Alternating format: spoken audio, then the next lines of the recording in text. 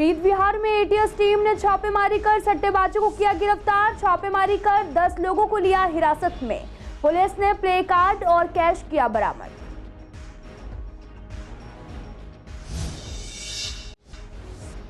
Kalyanpuri police के हाथ लगी बड़ी सफलता। सीसीटीवी की मदद से आरोपी को धर दबोचा। कैश, मोबाइल सहित कई सामान किए बरामद।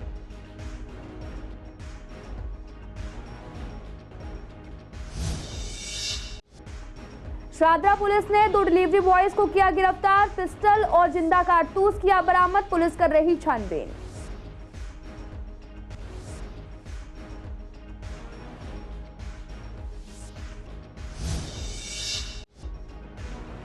चाकूबाजी करने वाले 6 स्टूडेंट्स को पुलिस ने पकड़ा। पुलिस ने हत्या का केस किया दर्ज। मामूली बात पर मारपीट और खूनी वारदात को दिया था अंजाम।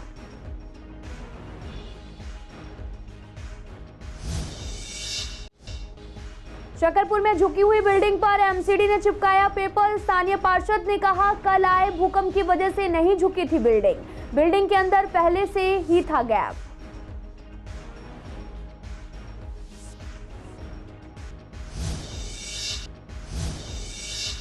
नमस्कार, मैं आपके साथ अंकिता बाला। आप सभी का पूर्व दिल्ली खास में एक बार फिर से स्वागत है। रुक करते हैं खबरों की तरफ। पूर्वी दिल्ली के प्रीत विहार में पुलिस ने छापेमारी कर सट्टेबाजों को गिरफ्तार किया है। दरअसल एटीएस टीम ने ज्वाइंट रेड कर गैम्बलिंग कर रहे 10 लोगों को गिरफ्तार किया। वहीं डिस्ट्रिक्ट की डीसीपी अमृता ने भी बताया कि कुलदीप के ऊपर पहले भी कई मुकदमे दर्ज हैं। पुलिस ने कैश और 416 ताश की गड्डी बरामद की है। फिलहाल पुलिस पूरे मामले की जांच कर रही। पूर्वी दिल्ली के कल्याणपुरी पुलिस को एक बड़ी कामयाबी मिली। आपको बता दें कि धर्मशिला हॉस्पिटल के पास एक लूट की वारदात का मुआयना कर मामला दर्ज किया गया था और सीसीटीवी फुटेज खंगाले गए। वहीं आरोपी इलाके में दूसरी बार लूटपाट की वारदात को अंजाम देने आ रहा था। तभी पुलिस ने टेप लगाकर आरोपी को धर दबोच लिया। डीसीपी ने बताया कि आरोपी से 700 रुपए, एक मोबाइल फोन और ब्लूटूथ स्पीकर बरामद किया है, जिसके बाद आरोपी की पहचान कर ली गई है। शादरा डिस्ट्रिक्ट पुलिस ने 2 फूड डिलीवरी बॉयज को गिरफ्तार किया है। पुलिस ने नाइट पेट्रोलिंग के दौरान बॉयज से पूछताछ की तो उन्होंने कहा कि फूड डिलीवरी करने जा रहे हैं। पुलिस ने जांच की तो पास से पिस्टल, जिंदा कारतूस बरामद किए गए। पूछताछ में क्या कुछ खुलासा हुआ, देखिए आप ये खास बातचीत में।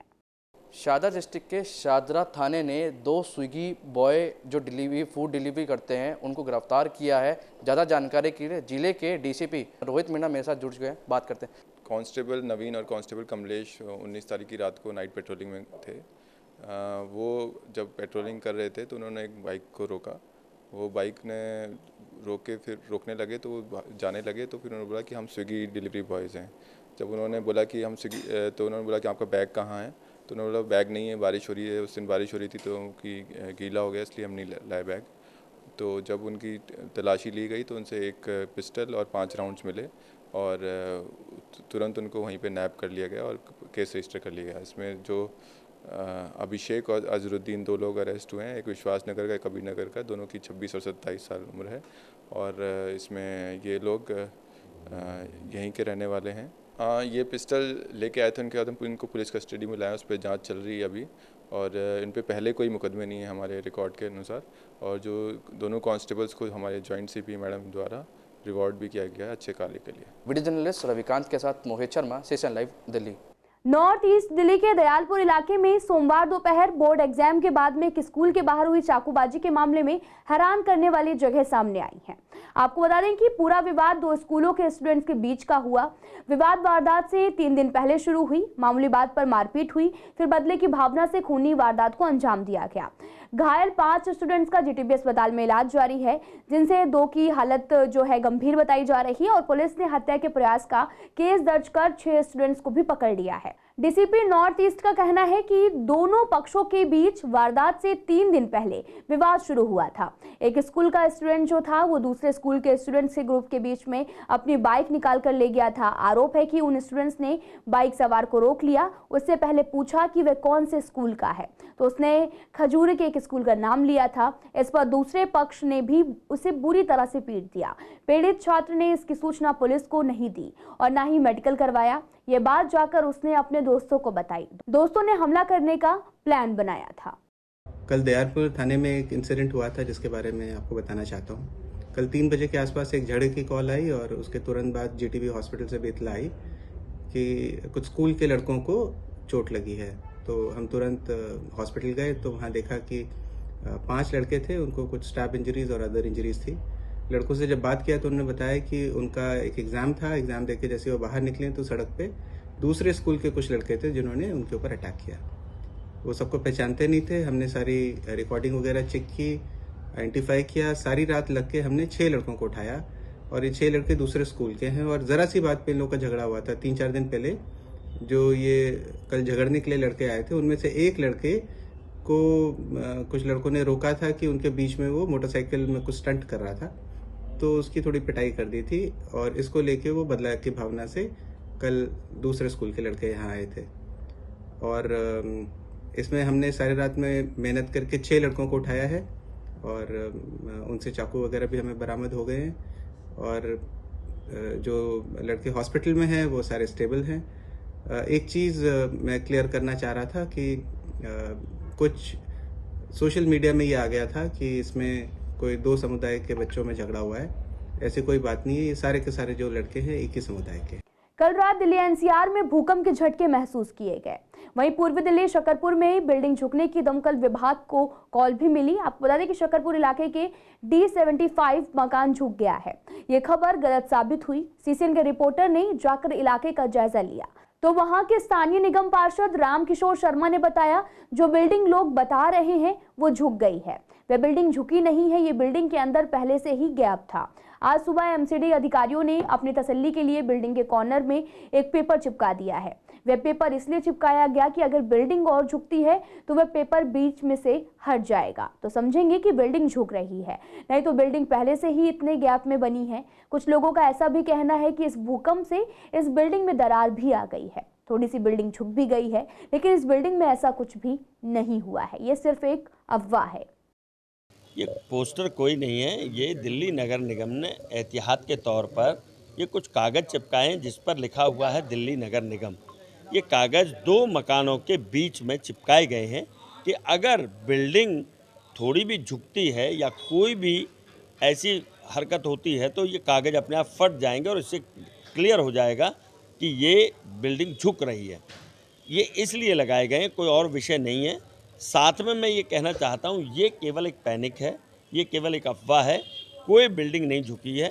ये बिल्डिंग पहले से ही जब इसकी कंस्ट्रक्शन हुई है तब से ये उसी स्थिति में है। कोई बिल्डिंग में ऐसा रात को देखने को नहीं मिला, क्योंकि सोशल मीडिया पे चल गया, मीडिया पर चल गया, टेलीफोन कर दिए गए, फायर ब्रिगेड आ गई। लेकिन मैं निगम पार्षद हूँ इस वार्ड का और बड़ी जिम्मेदारी से कह रहा हूँ कि ऐसा कुछ नहीं है। ये बिल्डिंग बिल्कुल ठीक है और कहीं झुकी नहीं है। पूर्वी दिल्ली के गीता कॉलोनी में कुछ दिन पहले एक महिला से गहने ठगने का मामला सामने आया। महिला का कहना है कि एक लड़की उनके पास रास्ता पूछने के बहाने आई और बोलने लगी कि मेरे पास 2 लाख है और उसके तुरंत बाद एक महिला आई, उसकी लड़की को ऑटो में बिठाने के बहाने कान से बालियां और कुंडल और ज्वेलरी उतारकर उस ऑटो में उस लड़की के साथ फरार हो गई।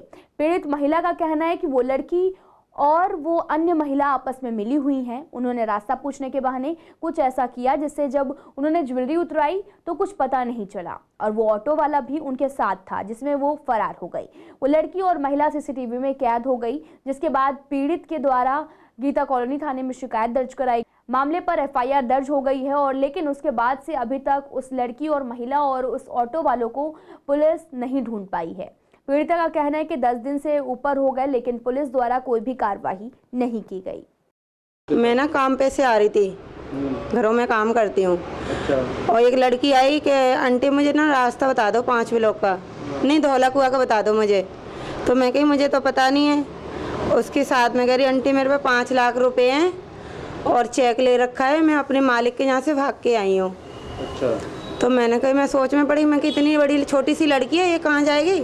तो एक लेडीज आई, उनने कही इस पर तो भाई 5 लाख रुपए हैं, चेक भी है और इसको ना तुम बस में बिठा दो या ऑटो में। तो मैंने कही मुझे तो पता नहीं है कहाँ से जाती है।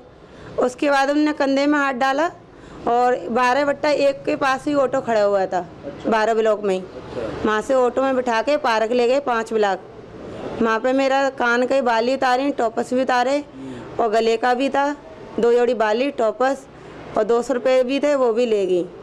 और फिर मुझे ढाबा पे छोड़ दिया, पंजाबी ढाबा है वहाँ पे, वहाँ छोड़ दिया। नहीं लग रहा, फ़ोन करती हूँ पुलिस वाले को, फ़ोन उठाते हैं, बात करेंगे, अभी बता रहे कुछ नहीं बताते हैं वो।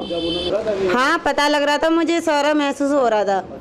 और पर ये नहीं पता लग रहा कि क्यों ले रही है क्या नहीं, ऐसा कौन ने कुछ करा था मेरे साथ में। कहते हैं देख रहे हैं, ऑटो का नंबर आ गया है, ऑटो का नंबर, अभी तक कुछ नंबर ही नहीं देते हैं, ना कुछ है, सब हो गई है। पूर्वी दिल्ली में आवारा पशु की वजह से लोग काफी परेशान हैं। एमसीडी आवारा पशुओं को लेकर मुहिम भी छेड़ती है, उसके बाद भी सड़कों पर हालात वैसे ही बने हैं।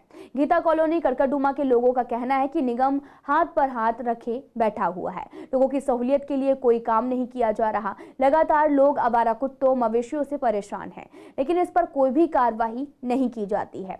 हर गली में, हर रोड पर इस तरह के हाल हैं, जिससे लोगों के आने जाने में परेशानियां भी होती हैं।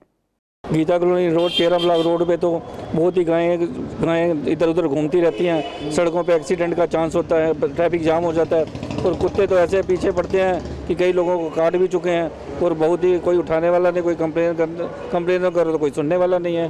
कोई गाड़ी नहीं देखी हमने आते हुए, इनको उठा के ले जाए या कोई करके ले जाए, कुछ भी नहीं देखा इनको। बुरा हाल है बिल्कुल, ना कोई सुन के राजी है, ना कोई देख के राजी है।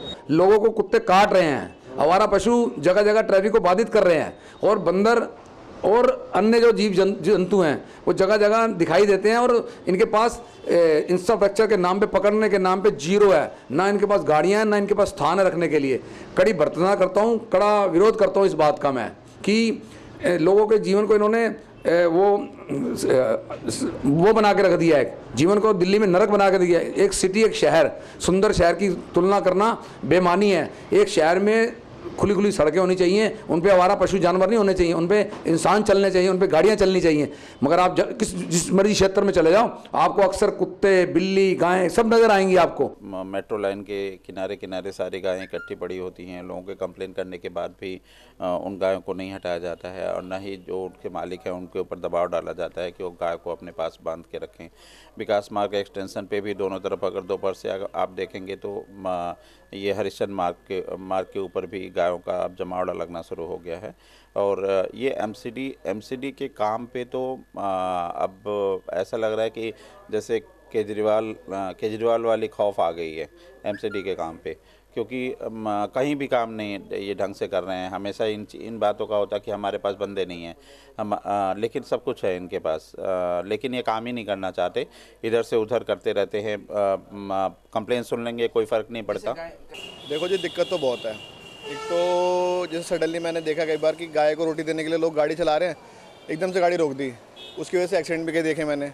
और गाय बहुत सारी हो गई, बहुत ज़्यादा तादाद में हो गई यहाँ पे। जो गाँव वाले सब मोस्टली गाय सारी उन्हीं की है। ये क्या करते हैं, दिन में गायों को छोड़ देते हैं, शाम के टाइम ये गाय भी समझदार है, अपने अपने ठिकाने पहुंच जाती है। बट इसके लिए थोड़ा सा गवर्नमेंट को स्टेप लेना चाहिए। जो भी गाय के ओनर हैं, जो उनके मालिक हैं, उनको ध्यान देना चाहिए। नहीं, कर्मचारी तो उतने ही थे, अब एक होने के बाद तो अब एमसीडी एक हो गई ना, कर्मचारी तो क्वांटिटी उनकी तो उतनी ही है। ये कोई उनका लॉजिक नहीं बोलने का, बट जो इनको थोड़ा ध्यान देना चाहिए। गाय जो खा रही है, गंदगी कर रही है, उससे आपने देखा रोड के अंदर गोबर पड़ा हुआ है, कोई स्कूटी वाला जा रहा है, बाइक वाला जा रहा है, स्लिप कर गया, गिर गया। कितना जाम लग जाता है? बहुत ज़्यादा, इस वाले कट के अंदर तो बहुत ज़्यादा जाम लग जाता है। दिल्ली में कोरोना के केस लगातार बढ़ते जा रहे हैं। दिल्ली का पॉजिटिविटी रेट 6% से ज्यादा हो गया है। सीसीएन के रिपोर्टर ने दिल्ली में बढ़ रहे कोरोना के केस को लेकर डॉक्टर से बात की, तो उन्होंने कहा कि कोरोना नियमों का सख्ती से पालन करें, साफ सफाई का ध्यान रखें, लेकिन कोरोना से ज्यादा डरने की जरूरत नहीं है। कोई भी बीमारी होती है तो डॉक्टर से संपर्क करें। देखिए, दिल्ली में कोरोना के जो है वो मामले धीरे धीरे बढ़ते जा रहे हैं। जैसे जैसे हम ये देखते हैं कि अब इसका पैटर्न निकल के आ रहा है, तो अगर हम देखें 2020 के अंदर, 2021 के अंदर, 2022 के अंदर, हम ये देख रहे हैं कि फरवरी से लेके अप्रैल का जो महीना है, इस समय में जो है कोविड सबसे ज़्यादा लोगों में जो है वो फैलता है।